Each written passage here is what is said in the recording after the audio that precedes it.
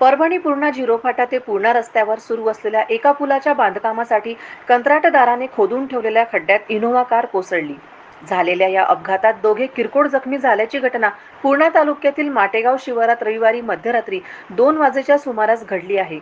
अपघात एवढा भीषण होता, मात्र सुदैवाने या अपघातात जीवितहानी झाली नसल्याचे समजते.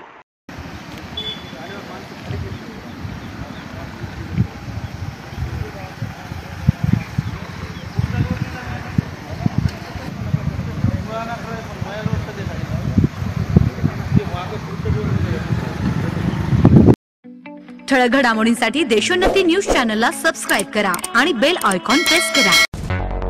मुंबई, पुणे, नागपूर, मराठवाडा असो का विदर्भ, राजकीय, सामाजिक, शैक्षणिक क्षेत्र असो का क्रीडा, सर्वच घडामोडीचे विश्लेषण पाहायला विसरू नका.